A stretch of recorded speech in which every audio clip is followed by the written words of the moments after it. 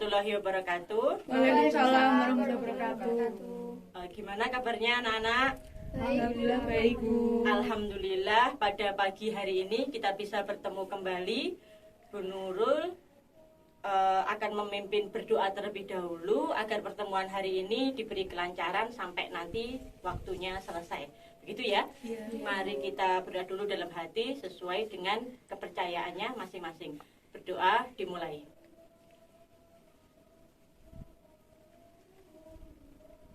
Doa selesai.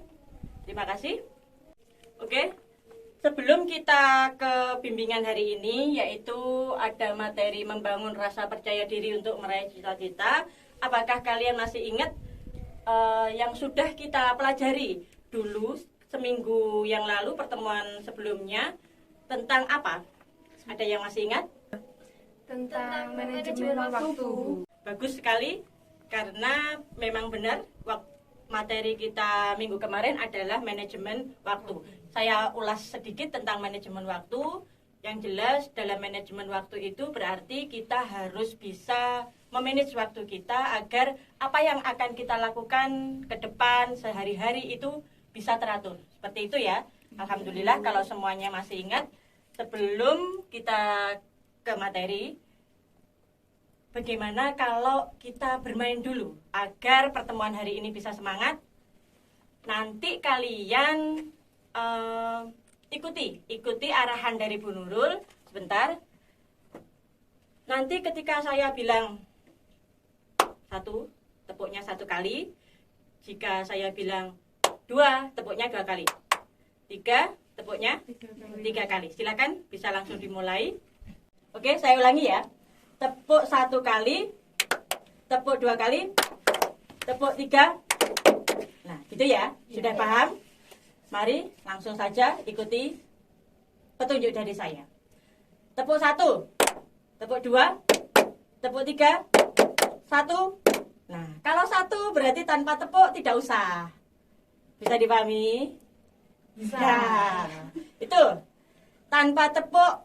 Berarti saya ketika tidak bilang tepuk, ya jangan bertepuk. Nah, karena petunjuknya adalah tepuk 1, tepuk 2, dan tepuk 3. Begitu ya? Saya ulangi lagi. Tepuk 1, tepuk 2, tepuk 3, tepuk 1, tepuk 3, tepuk 2, 1, 2, tepuk 3. Nah, terima kasih. Berarti kalian sudah sangat konsentrasi dan siap untuk memulai pelajaran hari ini. Oke, sekarang kita melihat ke layar semua ya. Materi hari ini saya ulangi, membangun rasa percaya diri untuk meraih cita-cita. Nah, sebelum kita masuk ke dalam materi, saya akan menyampaikan dulu tujuan layanan adalah yang pertama, secara umum peserta didik atau konseli itu mampu meningkatkan rasa percaya diri dengan baik untuk meraih cita-cita. Kenapa kok harus meningkatkan percaya diri? Karena ini nanti sifatnya sangat penting sekali agar apa? Cita-cita kita itu bisa teraih. Seperti itu. Itu secara umum. Kemudian yang secara khusus nanti kita yang pelajari adalah memahami pentingnya rasa percaya diri, kemudian memahami ciri-cirinya, bagaimana orang yang percaya diri, kemudian manfaatnya mempunyai rasa percaya diri itu bagaimana. Lalu ada prosesnya gimana sih membentuk rasa percaya diri itu. Kemudian yang keempat atau yang terakhir yaitu materi inti dari pertemuan kita hari ini, membangun rasa percaya diri untuk meraih cita-cita. Sudah siap untuk memulai? Ya, Bu. Rasa percaya diri. Yang pertama, rasa percaya diri. Percaya diri merupakan salah satu aspek kepribadian yang sangat penting dalam kehidupan remaja. Orang yang percaya diri yakin atas kemampuan mereka sendiri serta memiliki pengharapan yang realistis bahkan ketika harapan mereka tidak terwujud. Jadi ketika mereka mempunyai cita-cita kemudian dalam pencapaiannya itu terhambat atau ada hambatan, mereka tidak mudah putus asa. Ketika orang mempunyai percaya diri akan merasa demikian. Jadi tidak gampang menyerah. Nah, ini ya. Jadi menurut para ahli, rasa percaya diri itu adalah kondisi mental atau psikologis diri seseorang yang memberi keyakinan yang kuat terhadap dirinya sendiri untuk berbuat atau melakukan suatu tindakan. Begitu, yang satunya menurut Spencer, percaya diri itu adalah keyakinan pada kemampuan dan penilaian diri sendiri atau citra diri sendiri. Dari sini bisa dipahami sebelum kita lanjut ke slide berikutnya. Bisa, Bu. Nah, ini bagian yang kedua. Ciri-ciri orang yang mempunyai rasa percaya diri. Maksudnya adalah orang yang punya rasa percaya diri itu gimana sih? Nah, kita bahas di sini sebentar. Yang pertama adalah berani tampil beda. Jadi biasanya orang yang pede itu berani tampil beda dari kebiasaan-kebiasaan apa yang dilakukan seperti biasanya. Misal, kalian setiap harinya memakai celana jeans, kostum kalian seperti itu. Tetapi ketika suatu kali kalian mencoba dengan memakai gamis, misalkan seperti itu. Nah, jadi berani tampil beda. Berani menerima tantangan. Berani menerima tantangan itu kita ketika dihadapkan pada suatu tantangan apapun, kita siap. Kita selalu siap, itu namanya kita sudah memiliki rasa percaya diri. Kemudian yang ketiga ada asertif. Ada yang tahu asertif apa? Belum tahu, Bu. Asertif? Belum tahu?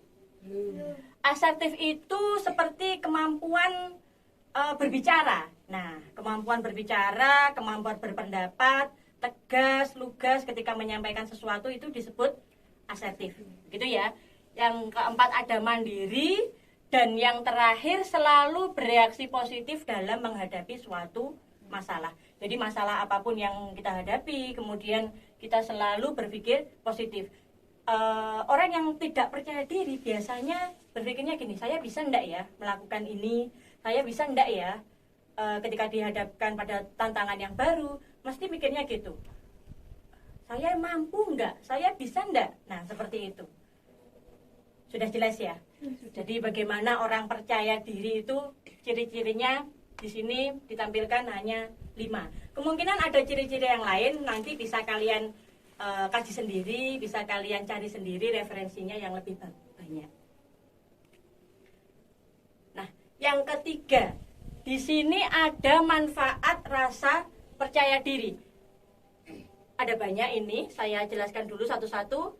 Yang pertama, menjadi pribadi yang tahan banting, tidak mudah terpengaruh oleh orang lain. Ini sudah jelas ya. Jadi orang yang percaya diri itu tidak akan mudah terpengaruh oleh orang lain. Apapun pengaruh dari orang lain yang sifatnya mungkin menjatuhkan mentalnya atau sifatnya yang mungkin agak kurang bagus, negatif, itu tidak akan terpengaruh seperti itu. Lalu yang kedua, mampu mengatasi keadaan dengan baik. Jadi di sini seperti yang saya jelaskan tadi, yang ada di dalam ciri-ciri, ketika dia ada di sebuah keadaan yang baru atau mempunyai masalah yang baru, dihadapkan pada masalah yang baru, dia gampang mengkondisikannya. Sudah jelas ya? Sudah. Lalu yang ketiga, ada mengetahui kemampuan diri sendiri sehingga mengerjakan sesuatunya secara efektif dan efisien. Dia yakin atau dia itu paham bahwa dirinya itu bisa. Saya pasti bisa. Saya pasti mampu. Nah, seperti itu. Lalu manfaatnya yang keempat adalah memandang semua hal itu secara optimis. Ketika punya rasa percaya diri, dia akan melihat semua itu gampang. Ini pasti dapat saya lalui. Jadi selalu optimis. Kemudian yang kelima, kualitas kepribadiannya juga akan meningkat. Nah, ini sangat penting sekali karena ketika seseorang mempunyai rasa percaya diri, maka kualitas kepribadian orang tersebut juga pasti meningkat. Contohnya gimana? Mungkin dia dulu pemalu, minder dan lain-lain, tapi ketika dia sudah bisa menanamkan rasa percaya dirinya atau menumbuhkan rasa percaya dirinya dalam dirinya sendiri, maka secara otomatis dia akan menjadi orang yang lebih pede, orang yang lebih berani tampil di forum. Kemudian dia tidak kalau di kelas misalkan, di kelas itu dia yang awalnya pendiam, pemalu, duduknya di pojokan, setelah mempunyai rasa percaya diri, akhirnya dia sudah bisa dikenal teman-temannya, sudah mempunyai organisasi baru, punya teman baru dan lain-lain. Ada lagi, mampu mengontrol emosi dengan baik. Jadi orang yang punya rasa percaya diri itu tidak mudah terpengaruh. Emosinya itu stabil. Seperti itu. Jadi menghadapi situasi apapun, mereka itu gampang mengondisikannya sehingga emosinya tidak gampang terpancing. Nah, yang terakhir, hidup akan lebih sistematis. Ini tentu saja manfaatnya yang paling besar ada di situ. Karena kenapa? Dengan bekal rasa percaya diri yang dimiliki, kemudian dia menjadi orang yang teratur dengan kepedeannya, bisa menumbuhkan rasa percaya dirinya, kemampuannya bisa tersalurkan dengan baik. Nah, maka yang jelas ini kesimpulan terakhir, hidupnya akan sistematis. Jadi teratur, terarah, dan terorganisir. Kurang lebih seperti itu. Oke, sebelum kita beralih ke proses pembentukan rasa percaya diri, karena kita tadi sudah paham ya, apa sih rasa percaya diri itu, kemudian kita sudah belajar tentang ciri-cirinya orang yang percaya diri itu gimana, dan kita tahu manfaatnya menjadi orang yang percaya diri itu gimana. Nah, sekarang kita beralih ke pembentukan. Jadi gimana sih cara membentuk rasa percaya diri itu? Di sini ada prosesnya. Kenapa kok di sini dikatakan proses? Proses itu kalau ada kata proses berarti ada step by step gitu ya. Jadi ada alurnya. Tidak langsung menjadi saya memang kecuali kalau memang dia dari awal sudah mempunyai rasa percaya diri. Memangnya orang dari awal itu sudah jadi orang yang pede, memang dari lahir, bawaan lahir juga bisa. Nah, tetapi ketika seseorang tidak punya rasa percaya diri, berarti ketika membentuk pasti melalui sebuah proses. Nah, bagaimana prosesnya? Yang pertama, terbentuknya kepribadian yang baik sesuai dengan proses perkembangan yang melahirkan kelebihan-kelebihan tersebut. Ini yang pertama, terbentuknya kepribadian yang baik. Kemudian yang kedua, ada pemahaman seseorang terhadap kelebihan-kelebihan yang dimiliki dan melahirkan keyakinan kuat untuk bisa berbuat segala sesuatu dengan memanfaatkan kelebihan tersebut. Jadi sebelumnya dia adalah orang yang tidak percaya diri. Kemudian dia memahami, saya ini mempunyai kelebihan apa? Saya itu siapa sih saya? Saya punya kelebihan apa? Saya punya bakat apa? Kemudian setelah dia paham, baru mengekspresikannya. Terus kemudian hal itu mungkin bisa jadi bekal untuk dia menjadi percaya diri. Ketika seorang itu punya bakat, punya kemampuan, pasti dia akan merasa, wah, saya ini berarti kalau dijejerkan itu bahasa lainnya apa? Nah, disandingkan dengan teman-teman, misalkan teman saya kok pintar sekali ya, teman saya pintar bermain musik dan lain-lain, tapi saya kemampuannya apa? Nah, ketika kita sudah menemukan kemampuan yang kita miliki, kita akan, kalau bersanding dengan teman-teman kita nggak merasa minder. Nah, seperti itu. Yang ketiga, pemahaman dan reaksi positif seseorang terhadap kelemahan-kelemahan yang dimiliki agar tidak menimbulkan rasa rendah diri. Ini sama aja ya, sama yang sudah saya jelaskan sebelumnya. Kalau ini memahami kelemahan yang ada pada diri sendiri. Jadi prosesnya seperti itu. Nanti saya berikan contoh pengalaman dari Bu Nurul, ya, karena saya punya pengalaman bagaimana membentuk rasa percaya diri. Meskipun belum 100% terbentuk itu. Terakhir, Pengalaman di dalam menjalani berbagai aspek kehidupan dengan menggunakan segala kelebihan yang ada pada dirinya. Jadi, pembentukan percaya diri itu membutuhkan suatu pengalaman. Nah, di sini sekalian saya berikan contoh nyata dari Bu Nurul sendiri. Saya pernah mengalami fase-fase pembentukan rasa percaya diri. Jadi begini ceritanya itu begini. Dulu ketika Bu Nurul masuk di sekolah ini sekitar tahun 2013, itu saya berhadapan dengan orang, saya benar-benar tidak bisa berbicara sama sekali.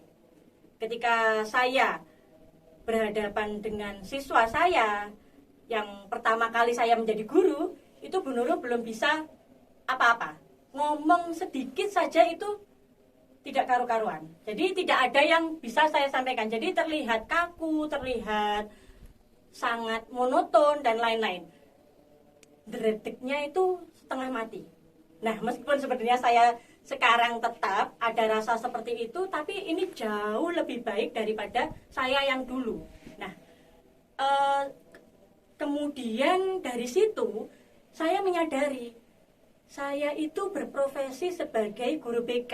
Ketika saya menjadi guru BK, secara otomatis saya harus berhadapan dengan orang lain, saya harus berhadapan dengan siswa setiap harinya. Kemudian ketika ada pemanggilan wali murid, saya harus dihadapkan dengan wali murid.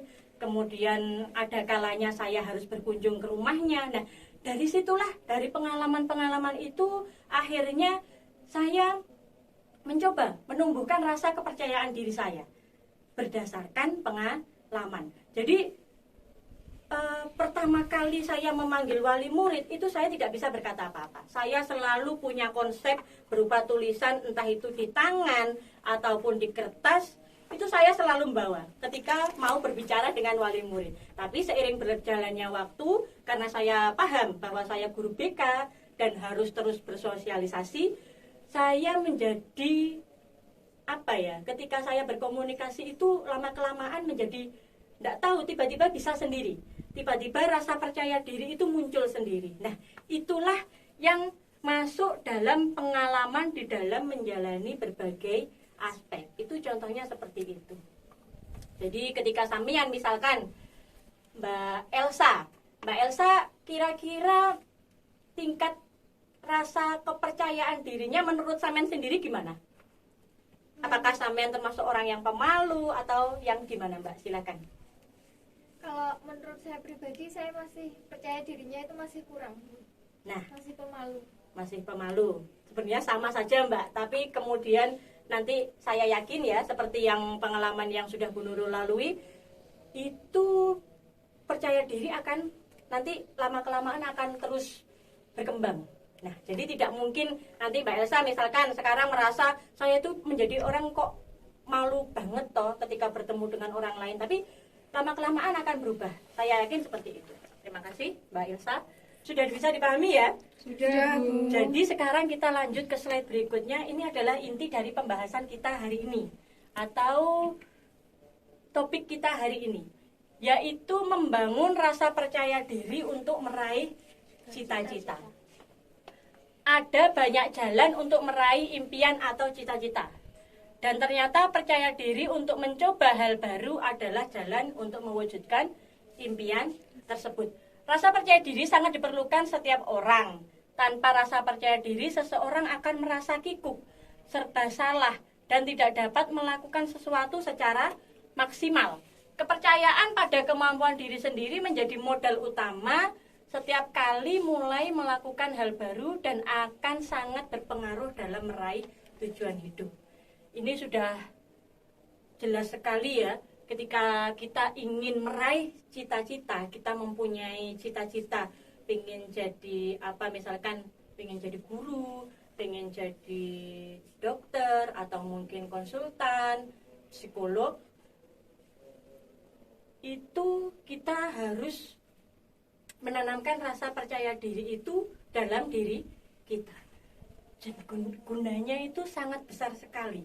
Padahal kelihatannya sepele ya, percaya diri. Tapi itu manfaatnya untuk meraih cita-cita itu sangat besar untuk mewujudkan impian tersebut. Seperti yang saya jelaskan tadi, ketika saya tidak membangun rasa percaya diri saya mungkin akan selamanya menjadi guru BK yang ketika berhadapan dengan wali murid, ketika berhadapan dengan siswa, saya akan menjadi orang yang takut sekali. Jadi seperti melihat wali murid, ketika ada panggilan wali murid itu kayak apa ya, kayak mau bertemu dengan setan atau gimana. Jadi rasanya takut aja. Hampir malah saya dulu pernah merasakan itu, kok kenapa tuh harus panggilan wali murid, nggak usah aja ya. Nah, jadi kita akan menghindari terus kalau kita tidak mempunyai rasa percaya diri. Tapi ketika kita punya rasa percaya diri, kita akan yakin untuk meraih cita-cita yang akan kita capai. Begitu. Nah, di sini ada 7 pilar membangun rasa percaya diri. Ini dikutip dari buku Sukses Membangun Rasa Percaya Diri. Yang pertama, caranya gimana sih membangun percaya diri itu? 1, sadar bahwa kita adalah ciptaan Tuhan yang dikaruniai hak dasar yang sama, yaitu hak untuk hidup, hak untuk merdeka, dan hak untuk mencari kebahagiaan. Jadi ketika kita sadar bahwa kita adalah ciptaan Tuhan yang seperti itu, maka secara otomatis, wah, saya berarti harus mewujudkannya. Saya harus menjalaninya. Kemudian, hidup mandiri.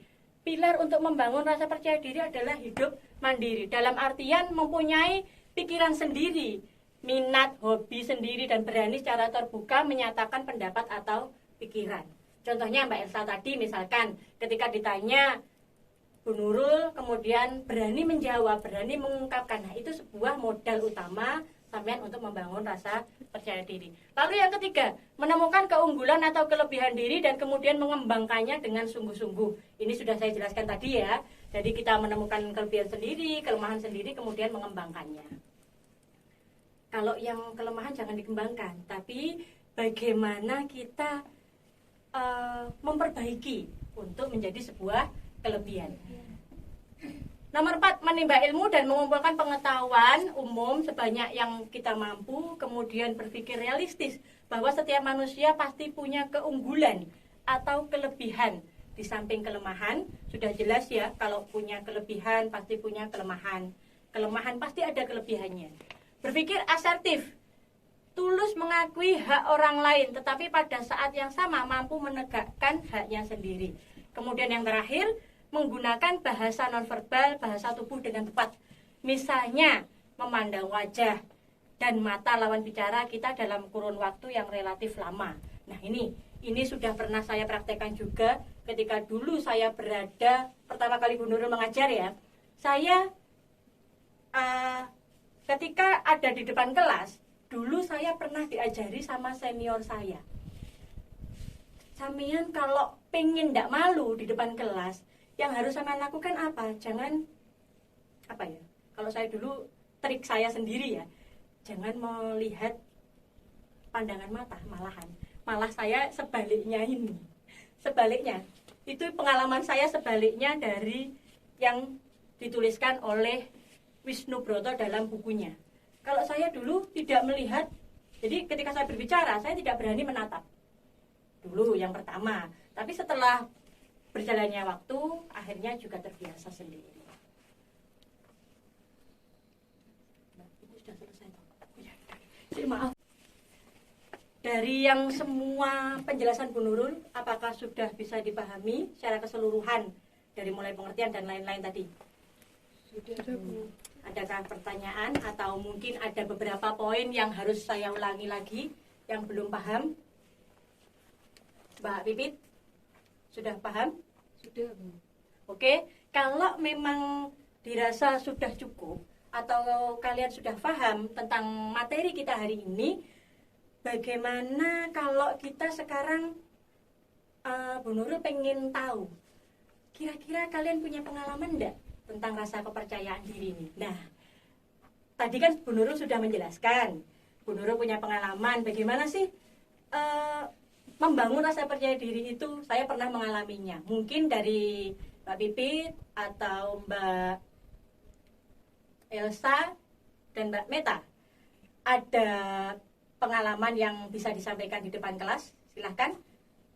Ada Bu saya. Ya, silakan Mbak Pipit. Terima kasih. Ini tujuan Bu Nurul seperti ini nanti juga untuk melatih kepercayaan diri. Begitu ya. Jadi Mbak Pipit ini akan menyampaikan pengalamannya. Siapa tahu bisa kita jadikan pelajaran. Silahkan Mbak. Jadi pengalaman mengenai kepercayaan diri saya itu, saya kan ada ulang tahun sekolah seperti itu Bu. Lalu Ya. ada acaranya itu perwakilan kelas untuk menyanyi. Jadi saya Bisa disampaikan ke teman-teman langsung? ya saya itu memberanikan diri untuk menjadi perwakilan tampil menyanyi gitu Bu. Walaupun pada waktu penjuaraan itu saya tidak menang gitu Bu. Yang penting sudah berani tampil. Nggih. Gitu. Bagus, benar Mbak itu. Memang harusnya seperti itu ketika kita ada pengalaman seperti yang dijelaskan tadi ya, ada kesempatan. Nah, itu bisa digunakan dengan baik. Entah itu kita menang apa enggak, itu urusan belakangan. Nah, seperti itu. Terima kasih Mbak Pipit. Mungkin ada lagi yang mau menyampaikan pengalamannya terkait bagaimana sih membangun rasa kepercayaan diri itu. Monggo, silakan siapa? Oke, Mbak Elsa, silakan Mbak Elsa. Maju ke depan dulu. Biar nanti teman-temannya bisa mengambil informasi dari pengalaman Mbak Elsa. Silakan. Ya, jadi gini Bu, dulu itu saya waktu di kelas, waktu ditanya sama guru itu saya nggak berani menjawab. Tapi di hati saya tuh udah ada jawabannya di pikiran saya. Nah, terus kalau jawabannya salah itu saya juga takut dimarahi sama gurunya. Terus lama-kelamaan saya mencoba untuk mungkin mengacungkan tangan sambil memberi pertanyaan sama guru, dan ternyata gurunya tidak memarahi. Nah, akhirnya saya sudah memberanikan diri untuk menjawab pertanyaan dari guru. Seperti itu Bu. Kalau boleh Bu Nurul tanya, gimana Mbak waktu Mbak Elsa mengacungkan tangan pertama kali? Itu rasanya gimana? Rasanya itu kayak ragu, kayak iya apa enggak gitu Bu. Oh ya. Tapi pada akhirnya berani ya Mbak ya? Pada akhirnya berani. Nah, begitu. Terima kasih Mbak untuk pengalaman yang sudah disampaikan. Berarti ini bagus sekali. Dari pengalaman Mbak Pipit dan Mbak Elsa, kita bisa menyimpulkan bersama ya, bahwa memang betul kepercayaan diri itu bisa dibangun sedikit demi sedikit. Tapi pasti bisa itu. Jadi tidak mungkin orang akan selamanya menjadi orang yang minder, selamanya akan menjadi orang yang pemalu, itu tidak mungkin seperti itu. Terima kasih. Karena pengalaman itu juga pas sekali dengan materi kita hari ini. Cocok sekali. Sepertinya pembelajaran hari ini sudah selesai ya. Karena yang sudah yang akan Bu Nurul sampaikan juga sudah selesai. Kemudian kita juga sudah berbagi pengalaman bersama. Nanti Bu Nurul akan mengirim tugas. Nah, penugasan itu akan saya sampaikan lewat link yang akan saya kirim sekarang juga melalui WA. Nanti dilihat ya di grup kelas WA-nya. Di situ nanti sampean kerjakan. Kemudian untuk bagaimana tanggapan-tanggapannya kita akan bahas lagi minggu depan di pertemuan selanjutnya. Oke, sebentar ya, saya kirim dulu.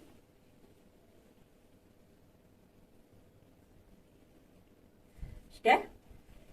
Sudah Bu.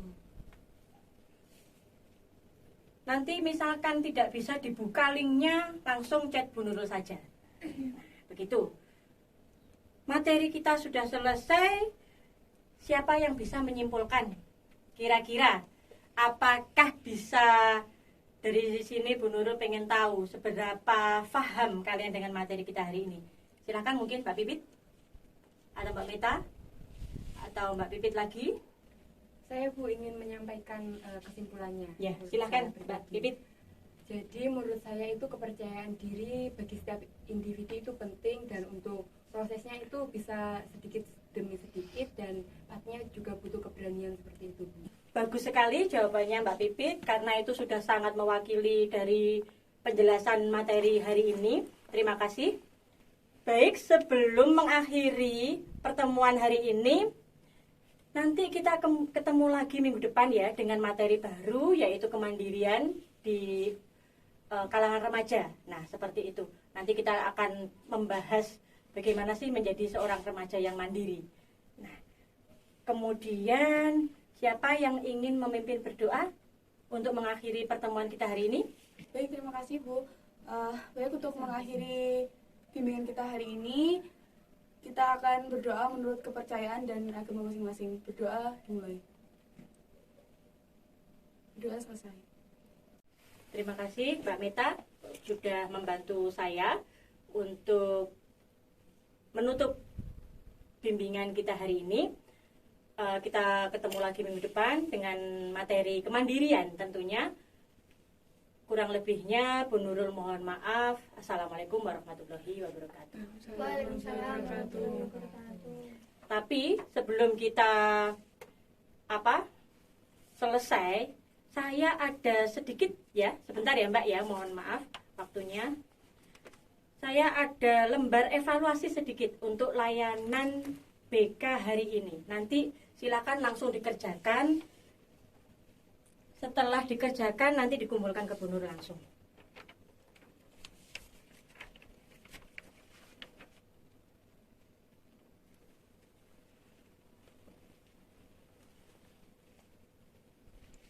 Sudah Bu. Sudah selesai? Oke, terima kasih. Nih. Sudah, gitu aja. Bisa meninggalkan kelas. Terima kasih. Assalamualaikum.